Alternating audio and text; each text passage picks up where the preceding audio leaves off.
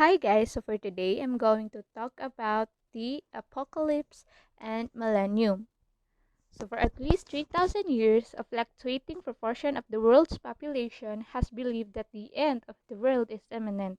Scholars dispute its origin, but it seems likely that the distinctive construction of apocalyptic narratives that inflects much environmentalism today began around 1200 BCE. In the thought of the Iranian prophet Zoroaster or Zarathustra, notions of the world's gradual decline were widespread in ancient civilizations. But Zoroaster bequeathed to Jewish, Christian, and later secular models of history a sense of urgency about the demise of the world. What is Iranian prophet Zoroaster or Zarathustra? Zoroaster, active 1st millennium BC, was a prophet of ancient Iran and the founder of the Iranian national religion. Zoroastrianism is ranked with Judaism, Christianity, and Islam among the higher religions originating in the Middle East.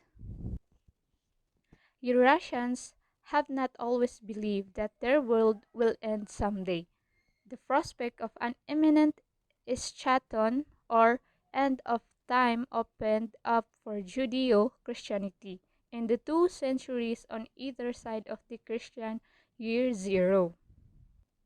Judeo-Christianity. The term Judeo-Christian is best known as an adjective describing the common basis of ethics and law between Judaism and Christianity, which has shaped the societal foundation of Western countries, primarily the United States of America. Thomson, 1997, from 13 to 14, it was mapped out in a new literary genre called apocalypse, from the Greek apokalypten, meaning to unveil.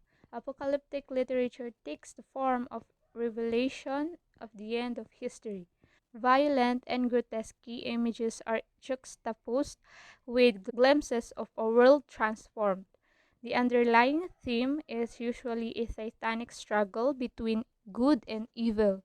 Apocalypticism has been described as a genre born out of crisis, designed to stiffen the resolve of an embattled community by dangling in front of it the vision of a sudden and permanent release from its captivity. It is underground literature, the consolation of the persecuted.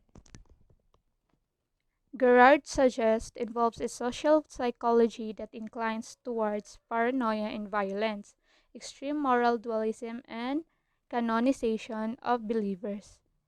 And because it is always yet to come, it is always an imaginative act. This definition suggests the following features: the social psychology of apocalypticism that has historically inclined such embattled movements to paranoia and violence, the extreme moral dualism that divides the world sharply into friend and enemy, the emphasis upon the unveiling of trans-historical truth and corresponding rule of believers as the ones to whom and for whom the veil of history is rent. Next, rhetorician Stephen O'Leary has suggested that the drama of apocalypse is shaped by a frame of acceptance that may be either comic or tragic. The choice of frame will determine the way in which issues of time, agency, authority, and crisis are dramatized. Tragedy conceives of evil in terms of guilt. Its mechanism of redemption is victimage. Its plot moves inexorably toward sacrifice and the cult of the kill. Comedy conceives Comedy conceives of evil not as guilt, but as error. Its mechanism of redemption is recognition rather than victimage, and its plot moves not toward sacrifice but to the exposure of fallibility. These are a couple of notable ideas buried in Gerard book. One is that comedic apocalypse allows more scope for human agency. The other is that word recognition, which has at least two relatively widely recognized uses in criticism is a term for that seeks to evoke or engage with the contemporary world. The contrast between comic and tragic modes may be exemplified by the argument between early Christian millenarians and Saint Augustine of Hippo. Mathematicians of the end times, such as Hippolytus of Rome, often appealed to the notion of a great week in which each day lasted 1,000 years.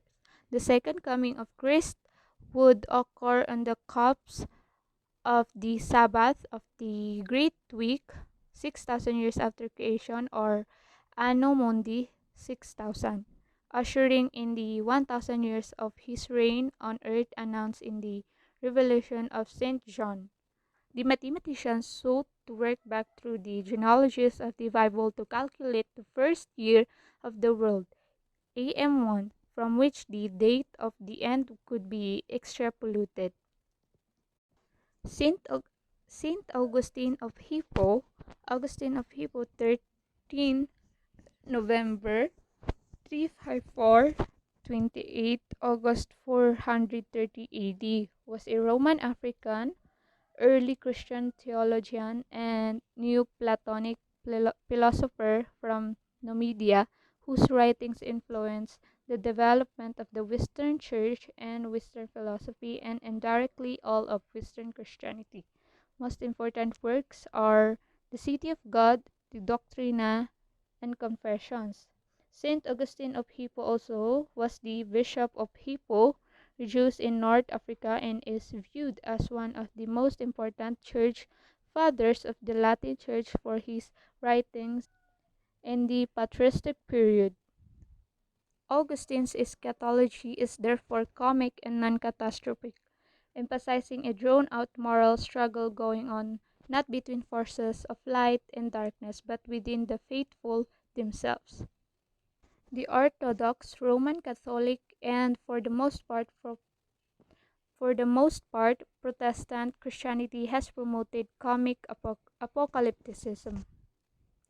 The implication for attitudes to the natural world, moreover, seem worse in the tragic mood. We may recall Lane White Jr.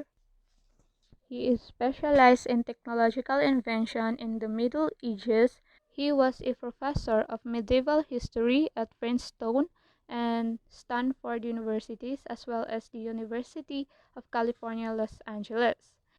White argument that Christianity is a dangerously anthropocentric religion, and perhaps his parenthetical comment that only Zoroastrianism might be comparable to it.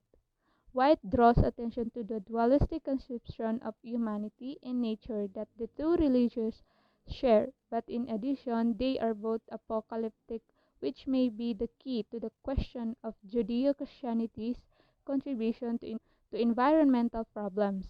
And the next is James Watt, born on January 19, 1736.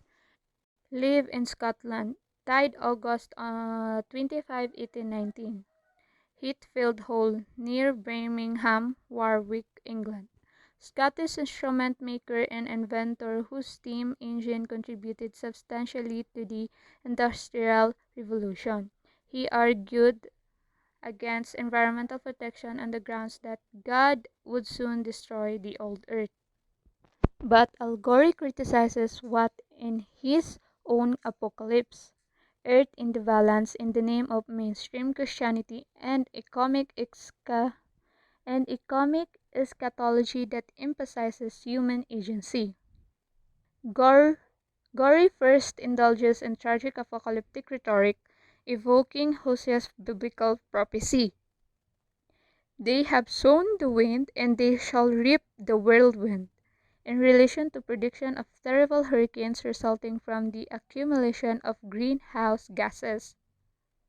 He then attacks the use of such rhetoric reactionary evangelists as an excuse for abdicating their responsibility to be good stewards of God's creation, thereby restating Augustine's case with a green inflection. Despite the temptation to read weather patterns as portents of global warming, Gorey acknowledges that sophisticated computer climate models are our prophets now, rather than millennial readings of hurricanes and ice storms.